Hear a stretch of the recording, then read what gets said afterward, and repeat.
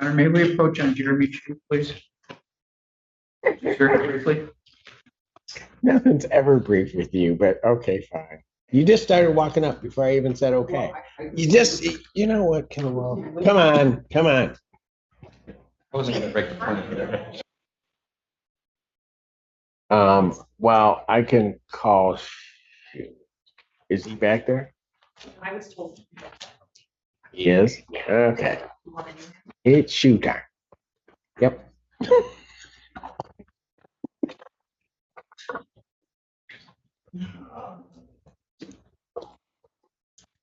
you have Mr. Jeremy Chu?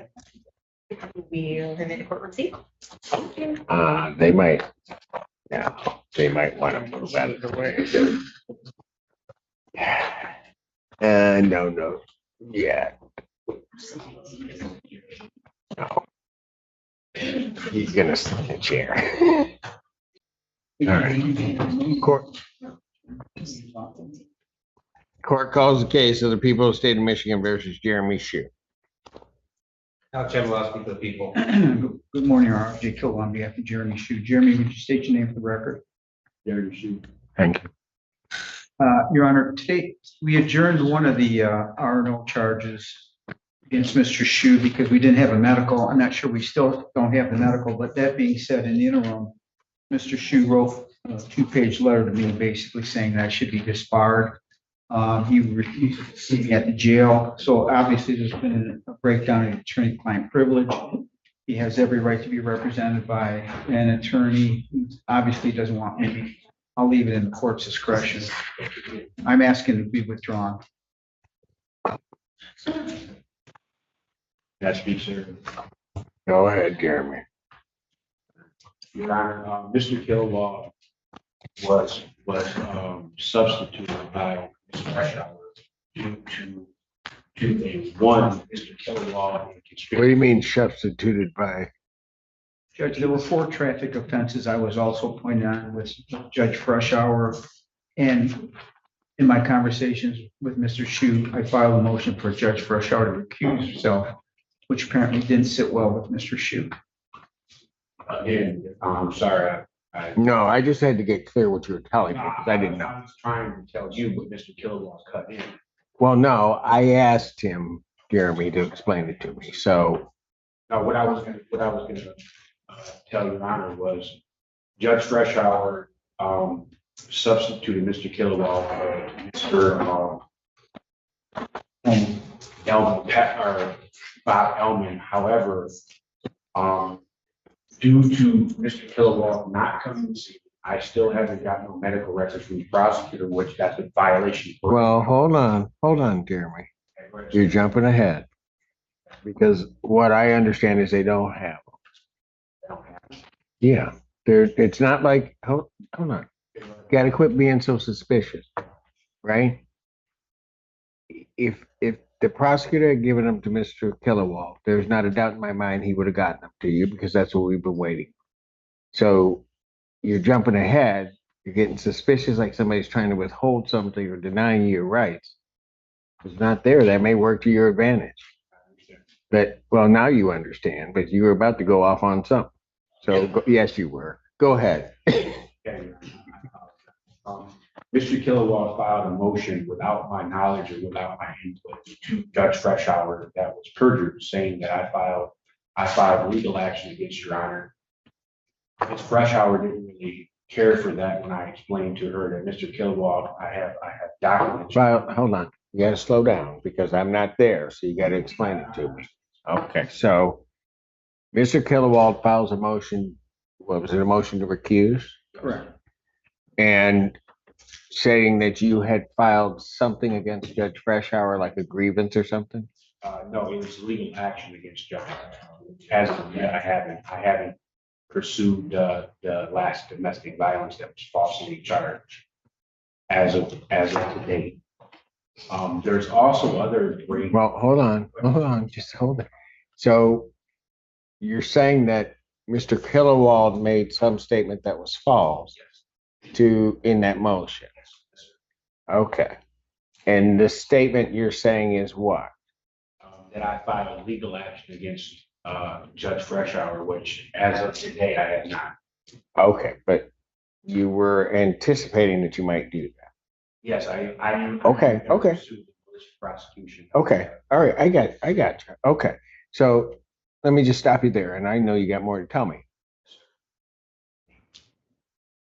If Mr. Killowald knew that you were contemplating it, then him making that statement would be a proper statement to make to the court. Okay? So again, I think you're jumping ahead saying he's filing something that's perjurious or whatever, but he would, and in fact, would be protecting your right by doing that. Okay? All right. Go ahead with your next part of your conspiracy. Due to, as of to date, we haven't had no discovery in either of these matters. As of to date, we haven't got the police report, or not the police report, but the camera. What the other Scott was there, we're entitled to have the camera. And Jeremy, you're going to start quoting law to me now. I'm sorry, sir. I'm Jeremy, how long have we been dealing with each other? long time, sir. Yeah. You think I know the law? Yes, Okay, but go ahead. I'll let you talk.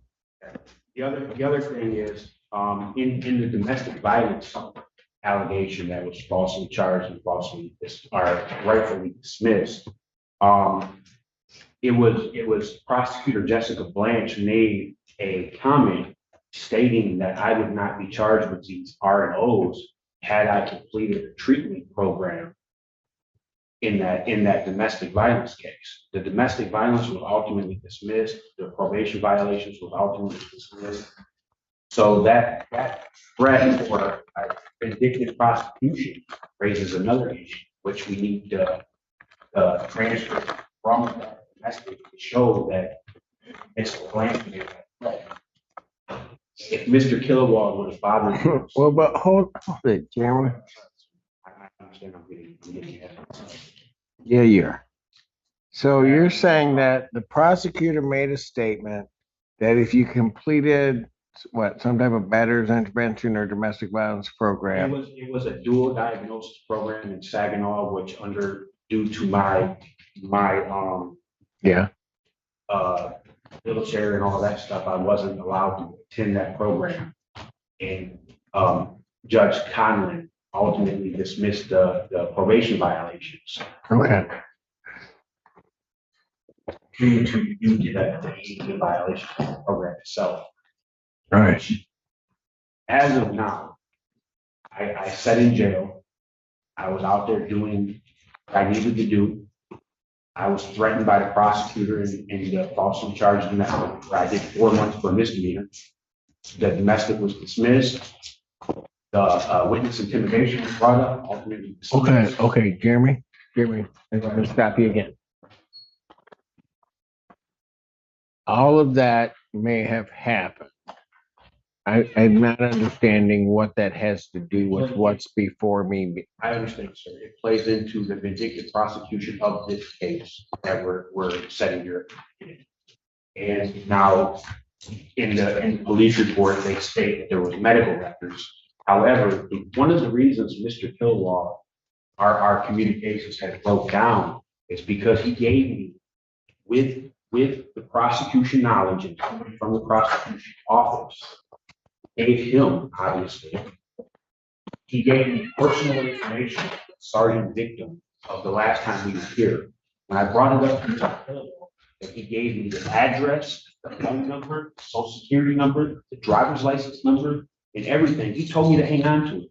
He basically blew me off. Judge, I got to stop right here. There's no way I told this gentleman to hang on to that stuff, okay? And I've been listening to him patiently. I tried to see him a couple times. He refused to see me. The one time he did, it lasted 30 seconds. He turned his wheelchair around, said, "You're fired." So he can talk all he wants. Anyways, he gave me documentation. I had to bring that documentation up to a sergeant at the jail on camera and give him that documentation because I felt that I was being set up for another witness intimidation case, which The officers involved in these matters, I have no hostility towards. I don't have no ill will towards. I don't mean them or their families any harm. I'm not a violent person. I was outside of jail doing what I needed to do. I had that information. It was like, how did this information get from the prosecutor, Mr. Kilowatt, to me? Okay, all right. So Jeremy, hang on a second. Let me assume for the sake of argument that what you're saying is true. Okay? Let's say the prosecutor turned this over to Mr. Kilowatt. Mr. Kilowatt gives it to you. Let's just for the sake of argument, I don't know that it happened that way. I don't think necessarily it would. You say something to Mr. Kilowatt. Mr. Kilowatt goes, well, just hang on. Okay? That's what you're telling me. So the conclusion, hold on. The conclusion you jump to is that Mr. Kilowatt is some part of some conspiracy to do that to you, right? Yes, Okay, Mr. Jeremy.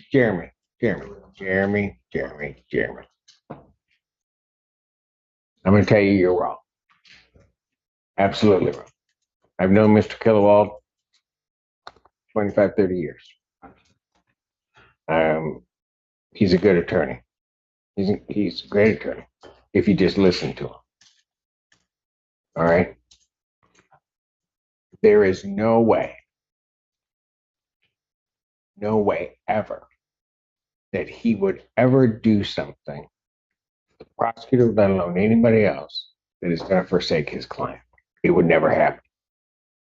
And that's why Jeremy, I'm telling you, the conclusion that you're coming to is the wrong conclusion. Because with that man, that will never happen. I understand but from the actions that I'm. Hold on, Jeremy, but you're jumping to a lot of conclusions about a lot of stuff. All right? And I'm just telling you, and Jeremy, as long as we've been dealing with each other, I tell it to you straight. If I thought Mr. Kilowatt might do something like that, I'd say, okay, well, whatever. But I'm telling you, he'd never do that, ever. He does. Okay, but Jeremy, what if you say something to him, he misunderstands what you're telling him and says, just hold on to it. Okay, then Jeremy, I'm saying if that's possible, quit jumping to the negative. I'm telling you, jumping to the negative with this man here is just wrong.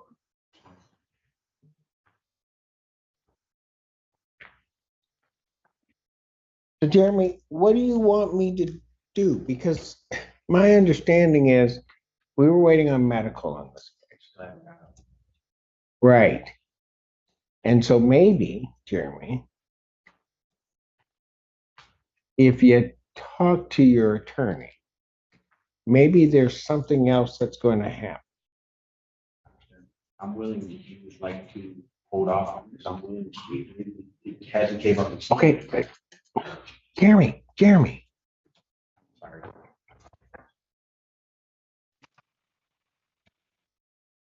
Jeremy, maybe he hasn't come to see you because you don't act right.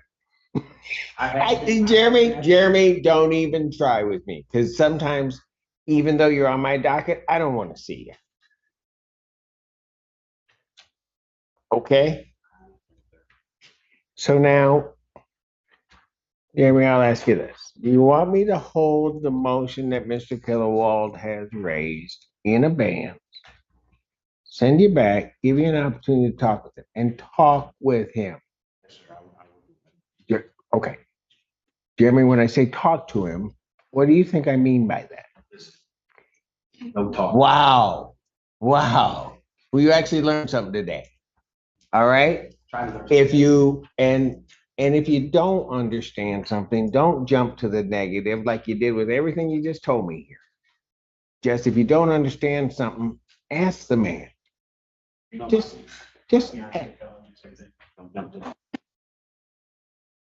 okay. And you don't listen to that either, do you? No, you don't. Don't even. You started trying to talk, and you know what the answer to that is. You don't listen. So here's what I'm gonna do. I'm gonna pass this matter. They're gonna take you back. They're gonna get you out. I'm gonna hold Mr. Kilowat's motion in abeyance. You're gonna talk to Mr. Kilowald. Jeremy, you're going to talk to Mr. Kilowald. You're going to listen to him. Jeremy, if I believe this man would ever lead you astray, I'd get you a new attorney. He's not gonna lead you astray. He's going to give you the best advice that he can, and he will fight for you. Got it? Sir. All right, we'll call you back up in a bit. Thank you.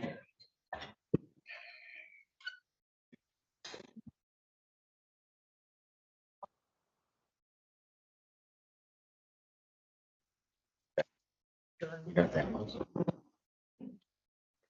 Got that.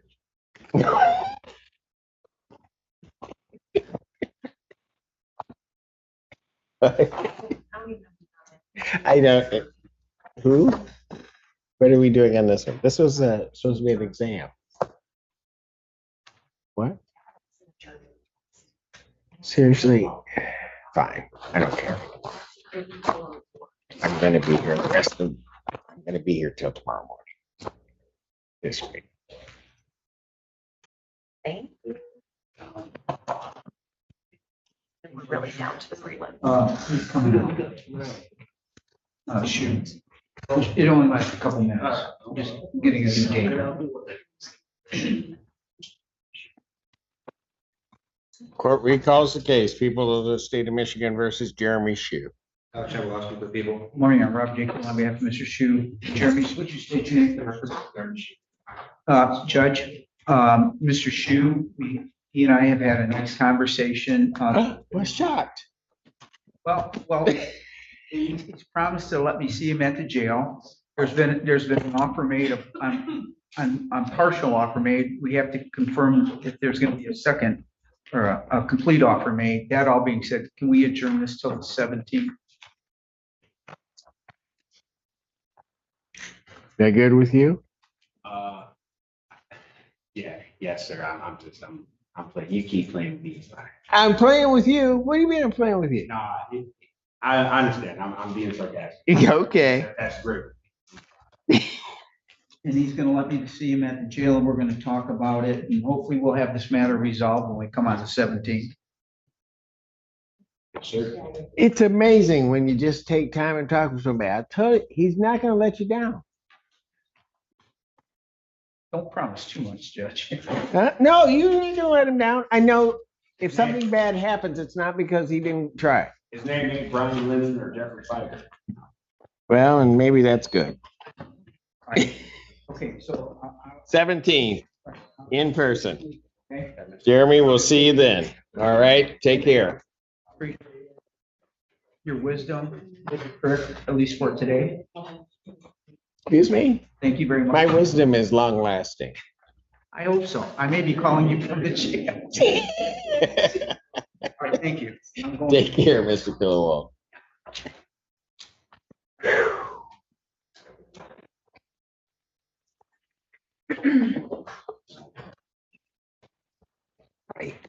My head hurts, and here's Feaster.